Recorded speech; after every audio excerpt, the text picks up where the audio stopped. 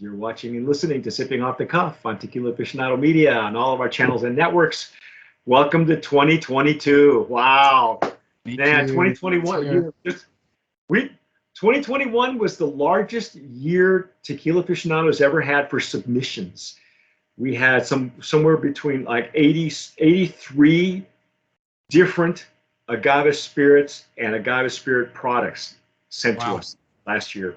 The Blanco category killed me, man. That was the Blanco category was big. 32 Blancos. All right. That was the core Blancos. I mean, there are a couple that were higher proof and we had them in separate categories. Right. Oh my God. Anyway, welcome to 2022. I'm Mike here in Southern California. That guy out there is? I'm Dave. I'm in Newport News, Virginia. Now, Dave and I have the distinct pleasure of tasting and dissecting Blowfish tequila. This is a brand new brand, and Dave. He's our ferret, man. This guy ferrets out all these brand new brands that I've never even heard of. I didn't even see this on my radar, man. No. And they were at Mammoth when you were there. At Mammoth, yep, which is where we found a couple brands actually. Yeah. Found them there. Yeah, Nosotros we found there when you and I were that last together. So it's a great show. If you folks haven't gone, it's in August. Look it up, Mammoth Margarita Festival. It's a lot of fun. I think this year in 2022 they should be full. Should be really good one. Yeah, last year was a little, it was the first year coming back from 2020. I do believe that. Yeah, look at this. We nominated the brand right away for brand promise and packaging because this thing is just packaging. It's awesome. Yeah, it's completely over the top. It's right there with Ka, because you saw our Ka video. We had to give it its own video because it was so crazy. I'm going to use a Stasel Jarrito. This is the Reposado, correct? This is a Reposado.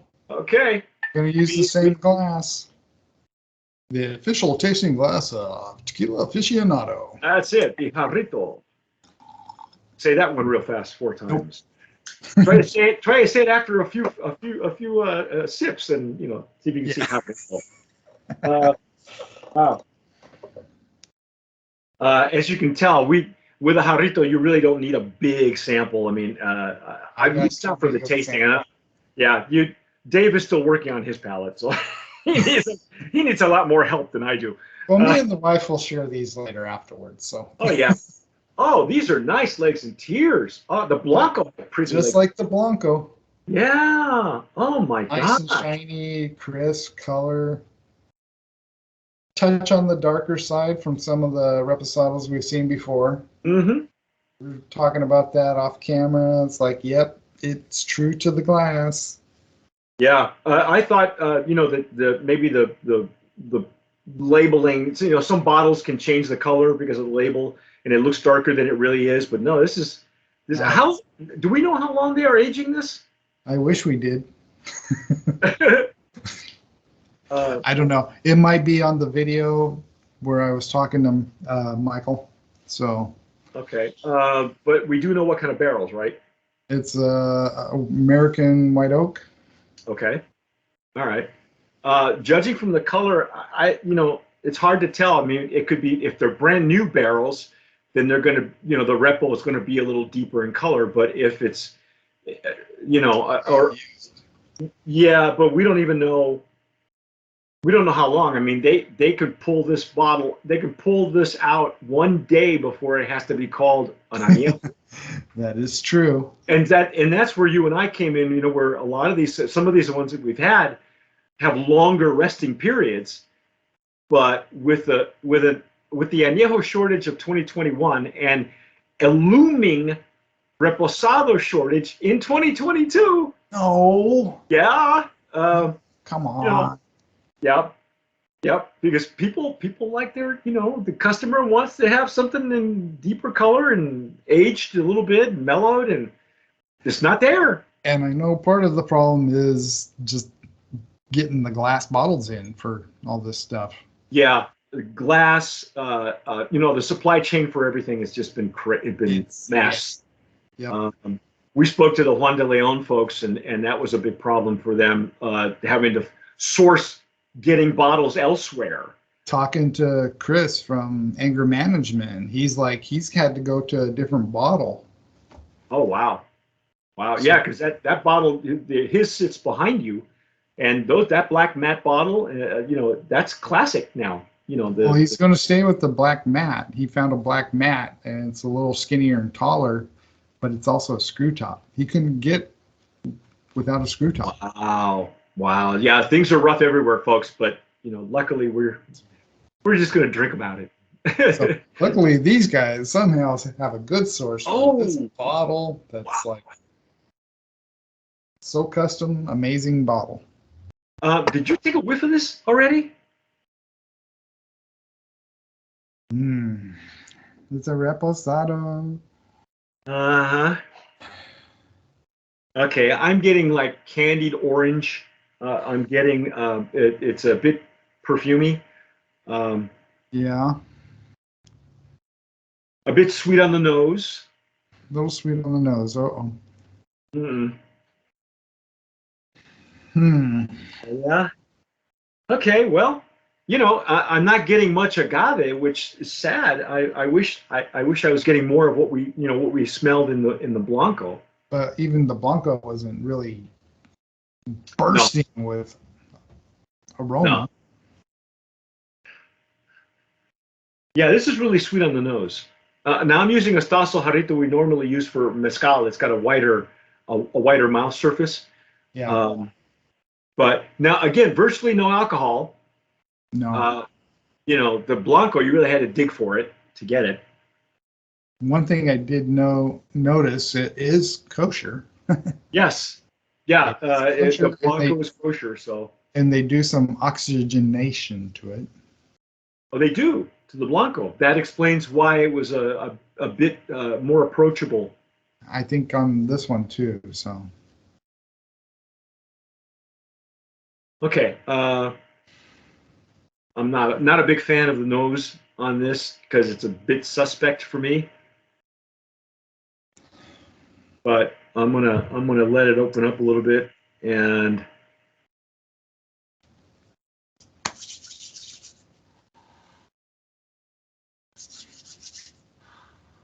that's Dave's acid test. Not getting anything off on it.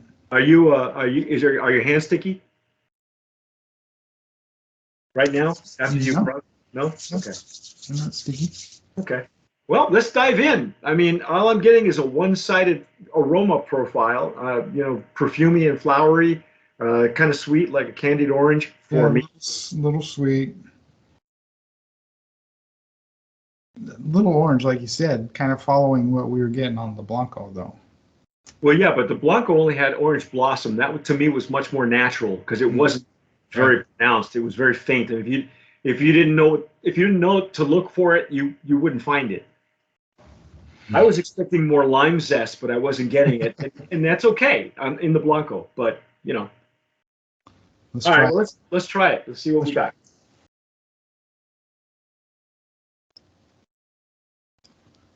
Whoa.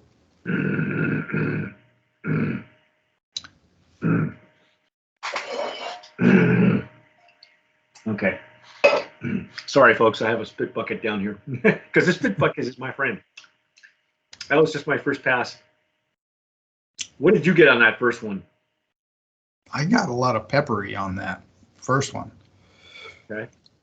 I'm not really getting anything off as far.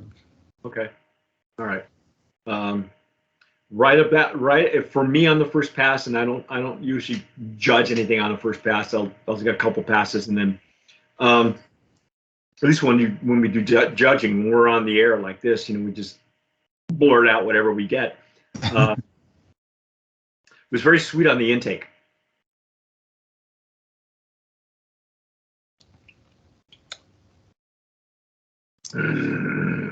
I'm not getting a lot of sweetness. I'm getting some, yes, but I'm getting the tannins from the barrel.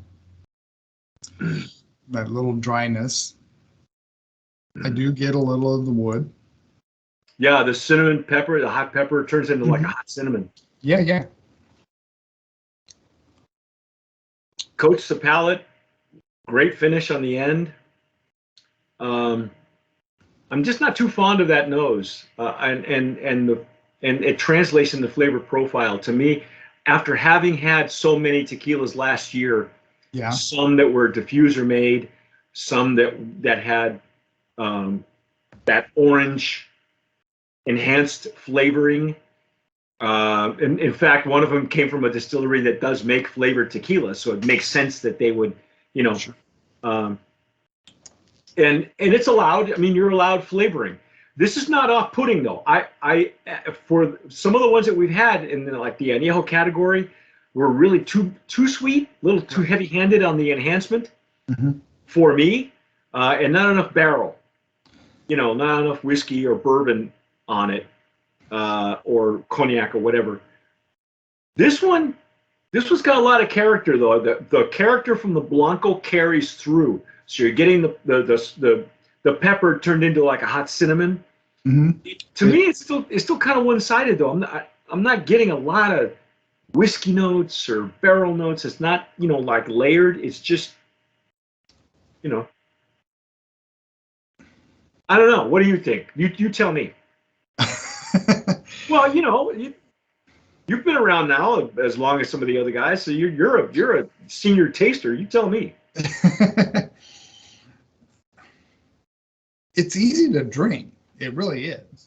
I accidentally bumped my mouse and it turned us off. So this is part Yay! two of the Reposado. But Part what two were of you the going to say? Reposado. Two of the Reposado from Blowfish.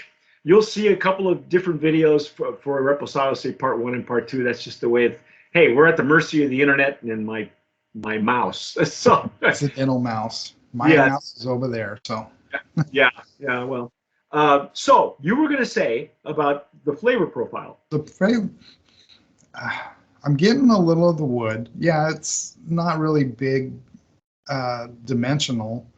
It is kind of, there's some depths in there Mm-hmm. a little bit, you know. It's not really cloying sweet. I do get the wood tannins. So Yeah, once you get past that initial sweetness, to me is a little suspect. Just because it's an enhancement, all right, those are allowed. It's not a bad thing, and obviously Dave likes it. And honestly, I like this version because I have had other versions of reposados and añejos that actually have used that enhancement, and it's primarily orange. I'm not sure why, but it's like an orange. It ranges. The amount of use can range for me anywhere from like orange peel all the way to candied orange, all the way to cotton candy orange, and that's some really bad stuff. But this is not bad. This is I, I yeah, would I would say this would be a good sipper, but probably really better in a cocktail. which is a shame for that pretty bottle. Yeah. Do we know? Yeah, that's the other thing. Do we know what the price point is on all this stuff Uh, on Blowfish? Were we able to the get a price on it? Reposado, $57. What was the Blanco? Does it give us a price on the The Blanco? Blanco, 47. Wow. So about $10 more for the Repo. And we're looking at about 63 for the X, not the X, the Añejo, Okay. 63. So That's well, you got a big bottle. You got the packaging and all that. That adds the extra weight.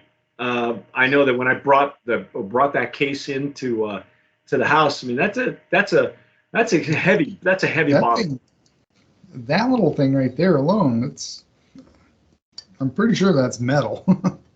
Yeah. Not even sure Neck what that cap. is. What I don't even know why that's there, but I am not sure either. I really don't know, but it is there. wow. Okay. Well, what do you want to do with this? Should we nominate it? I think I can probably let it slide on. it'll get in there under the wire for me, I think. The Blanco definitely. This one, it's borderline. Okay. All right. Well, in that case, let's just go there. Brand of Promise nominee in the Reposado category. I think it could have been better served, but and who knows? The other two iterations might be fantastic. We don't know because we haven't even opened them yet. But We haven't. but yeah, like I said, we had so many of them last year, and a few of them were enhanced, with flavoring, with additive. And again, not a bad thing. They are allowed by the normas, okay? They are allowed to be there. And not every brand has them, and not because they come out of a big maquiladora, it doesn't mean anything. Every owner has a specific flavor profile they're going after. And, the distillery just says, okay, well, what do you think of this?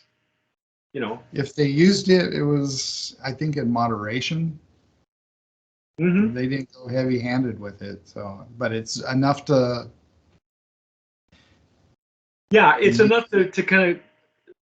I mean, if you're looking for it, average person won't even know. I think a lot of enhancements are used because they make the tequila more approachable to both sexes, or anybody who's got the husband, the wife, whatever, the boyfriend, girlfriend, the bar manager, the customer. Maybe it's a great gateway. I would say this is a really good gateway for something that's a little bit more bourbon. Oh, yeah. Definitely. And the people that might just say it's like, it's nasty, it's too peppery or whatever, this isn't quite there. No, all the pepper happens at mid palate, or the spiciness. In this case. And it was like the first sip of it too. Yeah. So. And then it's gone. So that's our take. That's our take on Blowfish Reposado. Take a look at this. We've got some decent pricing on it, but beautiful bottle. I mean, if nothing else, it's a great display piece. And yes, I would say yes. If you're looking to turn a friend on to tequila, this might be a great gateway for them. Okay, and a really nice gift too. Too bad it's 2022 because you missed out on 2021 for the holidays. But anyway, that's Valentine's Day. There you go. Valentine's Day. There you go. But that's our take on Blowfish Reposado. Stick with us. We have more coming up. We have Blowfish Añejo, and we'll figure that out too. But I'm Mike Morales here in Southern California. That guy out there is Dave Dennis in Newport News, Virginia. And you have been watching and listening to Sipping Off the Cuff on Tequila Aficionado Media on all of our channels and networks. Thanks for sticking with us. We appreciate it. Don't forget to subscribe. Hit the notification bell so that way you can stream all of our videos. Yeah, give us a like. It helps. If you give us a like, it helps with the algorithm. If you subscribe, great, unless you're afraid of commitment. But whatever you do, tomar sabiamente. Sip wisely.